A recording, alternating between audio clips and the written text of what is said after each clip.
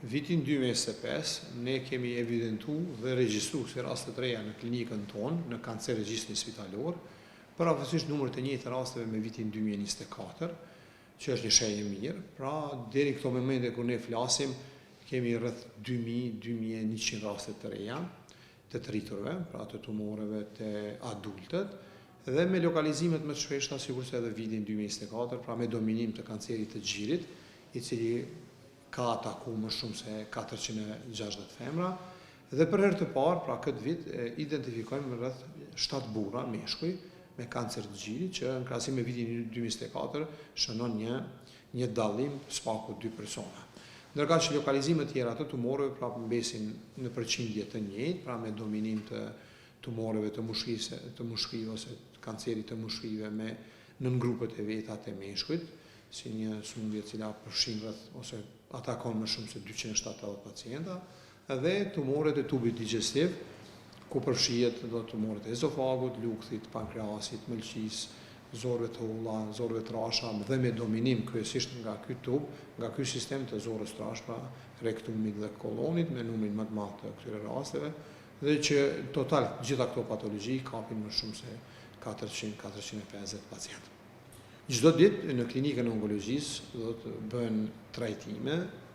ekzaminime, ndjekje të pacientëve, edhe do të takime grupore ose edhe një mendimeve konsiliare, profesionale dhe kolegjiume kështu me radhë. Dhe një ditë e zakonshme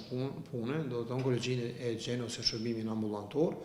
me spaku 200-250 shërbime, të cilët kryen gjatë orarit punës dhe vazhdohet pastaj edhe në pjesën tjetër të ditës, ku mjek kujdestar bashkë me shërbimin e radioterapisë bën dot ekzaminimet të duhura dhe trajtimet e duhura. Kjo ishte sa i përket shërbimit të onkologjisë mjekësore ose shërbimit ambulantor, ndërka që shërbimin e radioterapisë gjithashtu rreth 120-130 pacientë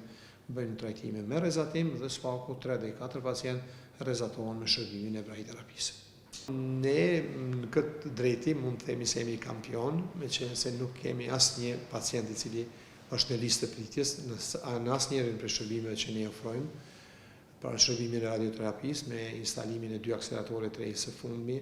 kemi bërë një avancim shumë të lartë në kuptim të trajtimit të sëmundjeve malinje me teknika të reja të rezatimit, siç është IMRT, VMAT dhe stereotaksi.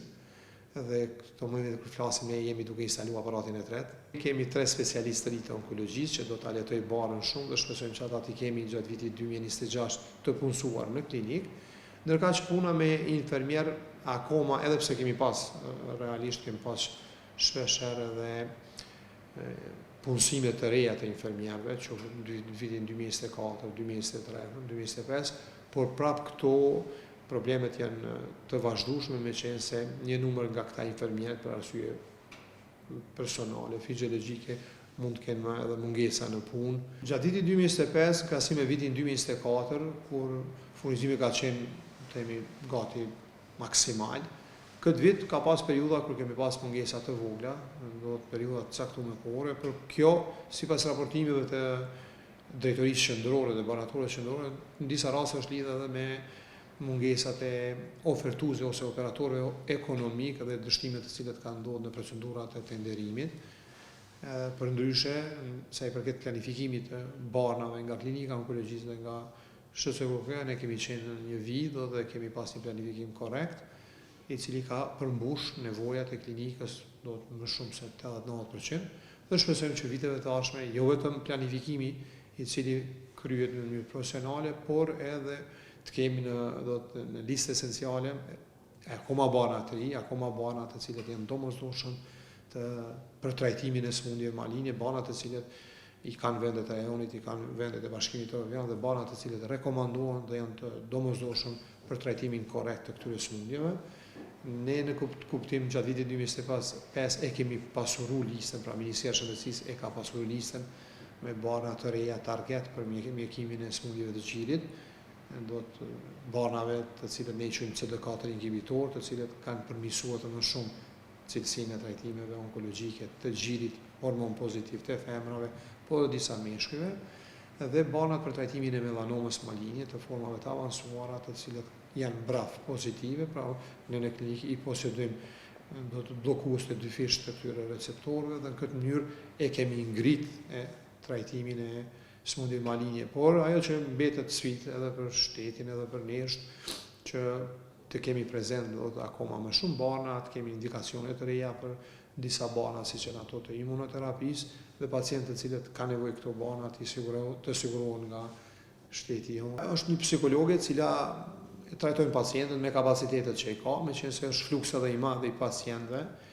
Pacientët disa nga ta kërkojnë shërbime psikologjike, disa nga ta ne i rekomandojmë si mjek, po ka dhe pacientët të cilët refuzojnë për arsye të ndryshme personale dhe për arsye të cilat ata dëshirojnë t'i mbajnë të tilla. Mirë po, shërbimi psikologjik ofrohet qoftë në formë individuale apo në formë kolektive, grupore. Numri më i madh i psikologëve të cilët do të ishin të disponueshëm, jo vetëm klinikën onkologjisë, por edhe klinika tjera, do të bënte edhe më mirë qasjen psikologjike dhe trajtimin psikologjik të pacientëve të cilët vuajnë për këtyre smundjeve.